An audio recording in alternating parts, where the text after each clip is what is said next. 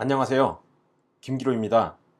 이번 시간에는 드디어 여러분들께서 파이썬 데이터 분석의 핵심 라이브러리인 판다스에 대해서 배워볼 것입니다.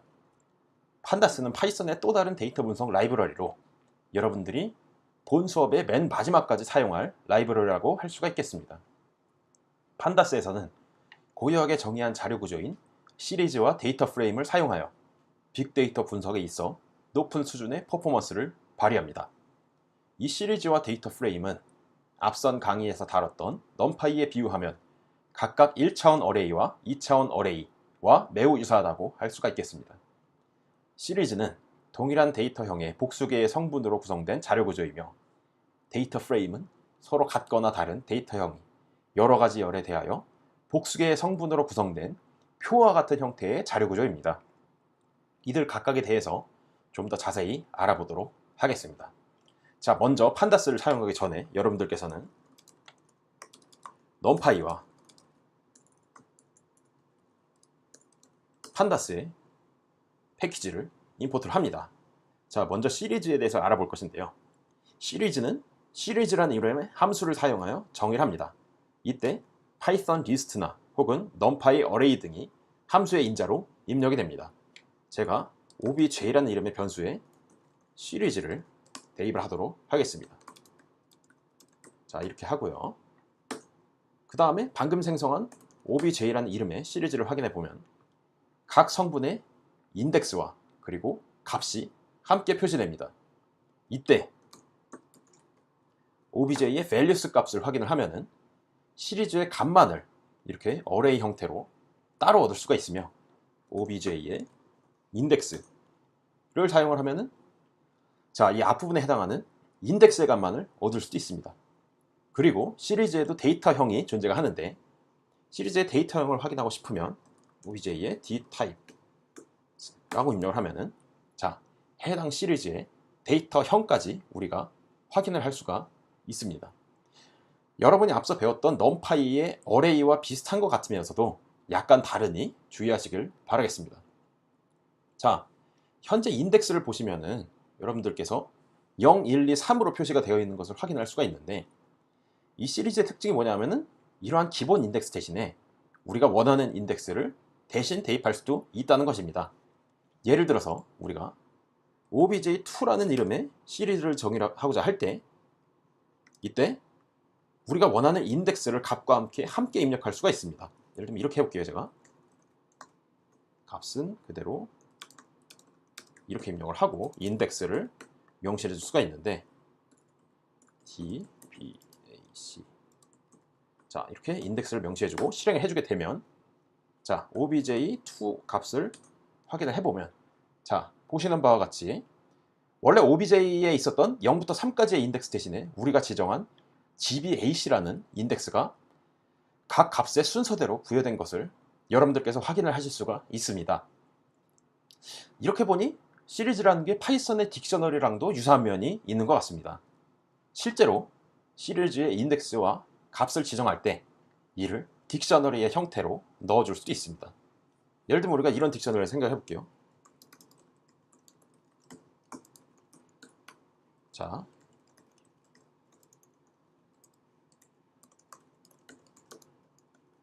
자, 이렇게 키 밸류가 순서대로 나오는 딕셔너리가 있다고 생각을 해봅시다. 이런 딕셔너리에 있을 때 obj3라는 이름의 시리즈를 생성을 하면서 여기다 딕셔너리 입력을 해줄 수가 있습니다. 이렇게 한 다음에 obj3의 값을 확인을 해보면은 자, 이렇게 인덱스가 모든 키가 각각 인덱스로 들어갔고 그거에 대응되는 value로 자, 값이 들어간 것을 여러분들께서 확인을 하실 수가 있죠. 자, 또 시리즈의 유용한 점은 시리즈 자체의 이름과 시리즈의 인덱스에 대해서만 따로 이름을 지정해 줄 수 있다는 것입니다. 예를 들면 obj3라는 시리즈의 이름을 지정하고자 할 때 이런 식으로 name 변수에 salary라는 이름을 입력을 해주고 obj3의 인덱스에 이름을 입력을 할 때 names라고 입력을 해준 뒤에 obj3의 값을 확인을 해보면 자, 이 시리즈 자체에는 salary라는 이름이 이런 식으로 name이라고 명시가 되어 있고 그런 다음에 인덱스에 해당하는 부분만 names라는 이름이 부여가 된 것을 여러분들께서 확인을 하실 수가 있죠. 자, 이렇게 기존에 정의된 시리즈에 대해서 이 인덱스를 새로운 인덱스로 여러분들이 바꿔서 재정의를 할 수가 있습니다. 예를 들면 이렇게 하시면 돼요. 자, obj3의 인덱스를 조회를 한 다음에 원래는 뭐 찰스 하영 이렇게 나오는 인덱스였는데 이것을 A, B, C, D 라고 하고 엔터를 누린 뒤에 obj3를 다시 확인을 하게 되면은 기존에 있던 인덱스가 A, B, C, D인 것으로 변경이 된 것을 여러분들께서 확인을 하실 수가 있죠. 이렇게 인덱스를 변경할 때는 이때 대입해주는 값으로 일반적인 파이썬 리스트 혹은 numpy array 등을 대입을 할 수가 있습니다.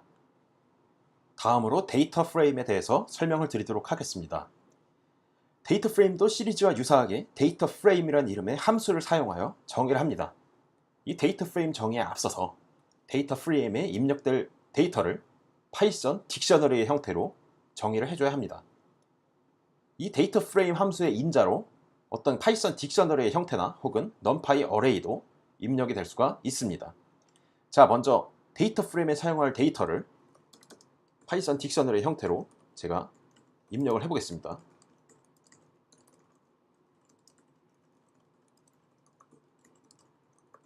자, 이렇게 names라는 거에 있어서 리스트 형태의 밸류를 입력을 했죠. 그 다음에 year라는 것도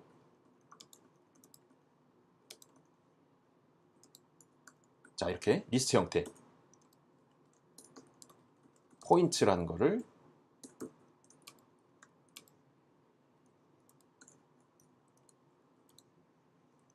이렇게 입력을 해준 뒤에 그 다음에 데이터 프레임을 제가 df라고 표현을 할 것인데 데이터라고 입력을 해줍니다. 그러면 df라는 이름의 데이터 프레임 객체가 생성이 됐습니다. 자, 방금 생성한 df라는 이름의 데이터 프레임을 확인을 해보면 보시는 바와 같이 표처럼 생겼죠. 서로 다른 두 종류의 인덱스가 각각 행방향과 그리고 열 방향에 부여가 되어 있으며 이들이 교차하는 지점에서 실제 값이 위치해 있는 것을 여러분들께서 확인을 하실 수가 있습니다. 이는 마치 우리가 일반적으로 엑셀에서 사용하는 테이블 모양과 아주 흡사하다고 할 수가 있겠습니다. 자, 이렇게 데이터 프레임에서는 두 종류의 인덱스가 존재를 하며 이들을 구분하기 위해서 특별히 이 행방향의 인덱스를 저는 인덱스라고 표현을 할 것이고 그리고 열방향의 인덱스를 지금부터 컬럼이라고 표현을 할 것입니다.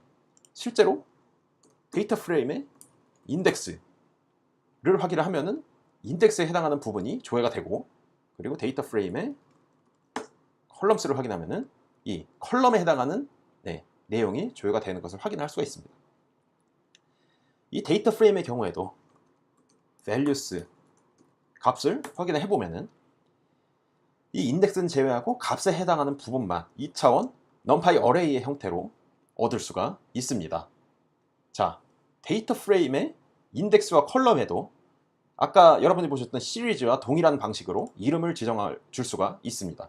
예를 들면은 데이터 프레임의 인덱스의 이름을 우리가 num이라고 지정을 하고 데이터 프레임의 컬럼의 네임을 info라고 지정을 해준 뒤에 데이터 프레임을 다시 확인을 해보면은 자, 이 부분에서 이제 인덱스에 해당하는 부분에 num이라는 이름이 붙었고요. 그리고 컬럼에 해당하는 부분에 info라는 이름이 붙은 것을 확인을 하실 수가 있습니다. 자, 여러분들이 앞으로 데이터 프레임에 대해 사용할 수 있는 다양한 변수 호출이나 함수 등을 배울 것인데요. 문제는 이들의 종류가 굉장히 많다는 것에 있습니다. 만약 이들의 정확한 이름이 여러분들께서 제대로 기억나지 않을 경우에는 아이파이썬 노트북에서 이러한 기능을 제공을 합니다. 예를 들면 우리가 함수를 적용하고자 하는 데이터 프레임의 이름을 입력을 하고 그 다음에 점을 누른 뒤에 탭 키를 누르면 이런 식으로 이 데이터 프레임에 대해서 사용 가능한 모든 변수나 함수가 표시되므로 여기서 골라서 쓰면 되니까 매우 유용합니다. 자, 여러분, 다음으로 새로운 데이터 프레임을 하나 정의를 해보겠습니다. df2라고 하고 데이터 프레임을 정의를 해볼 것입니다.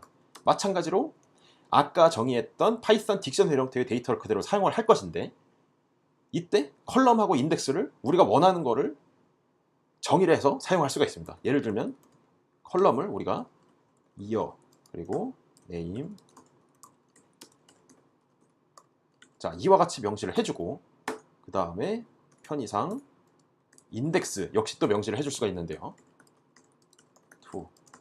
2, 3, 4, 5라고 정의를 해주고, 자 정의를 해본 뒤에 df2를 확인을 해보면 위에서 정의했던 데이터 프레임과 약간의 차이가 발생한 것을 여러분들이 확인하실 수가 있어요.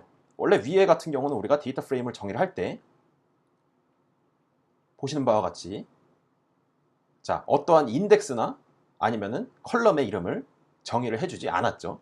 컬럼의 이름은 자동으로 파이썬 딕셔너리의 키에 해당하는 것으로 순서대로 들어갔습니다. 근데 우리가 여기서 데이터 프레임 2와 같이, 두 번째 데이터 프레임과 같이 데이터를 입력을 할 때 컬럼과 인덱스를 순서를 맞춰서 입력을 해주게 되면은 이에 해당하는 인덱스가 이 행방향의 인덱스 위치에 들어가고, 컬럼이 컬럼 방향에 들어가는데 아까 파이썬 딕셔너리에서 명시했던 거랑 순서가 다르죠. 자, 이 위에랑 순서가 다른 것을 여러분들이 확인할 수가 있는데, 여기서 명시한 컬럼의 순서대로 들어갑니다. 이때 주의할 것은 페널티라는 컬럼은 원래 딕셔너리에 없었는데 새로 생겼죠. 보시면은 여기서 nan이라는 값이 들어가 있는 것에 여러분들은 주목을 해볼 필요가 있습니다.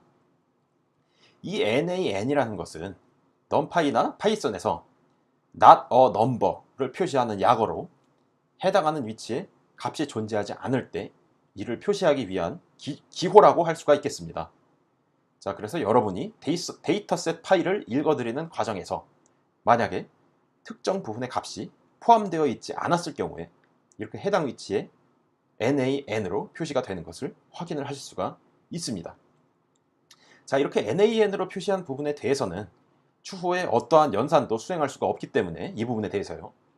그래서 추후에 이 부분을 실제 값으로 메꿀 방법을 여러분들께서 생각을 해보셔야 합니다. 이 방법에 대해서는 다음 강의에서 이야기해 보도록 할 것입니다.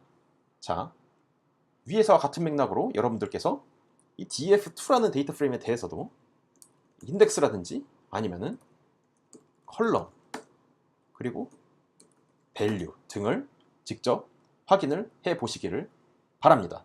한편 데이터 프레임에 대해서 꽤 유용한 기능이 있는데, 자, describe라는 함수입니다. 이 describe 함수를 실행을 하게 되면은 그 위에서 언급한 컬럼 중에서 계산이 가능한 컬럼, 여기서는 이와 포인트가 이제 숫자 컬럼으로 인식을 하기 때문에 이 계산 가능한 컬럼에 대해서 각 컬럼에 보시면 뭐 카운트 값, 그리고 평균, 표준 편차, 최소값, 최대값 등의 기본 통계량을 산출한 결과를 자동으로 계산해서 보여줍니다. 이는 여러분들이 데이터셋을 데이터 프레임 형태로 막 읽어드린 직후에 이 데이터셋을 전체적으로 살펴보고자 할 때 사용하기 굉장히 유용하다고 할 수가 있겠습니다.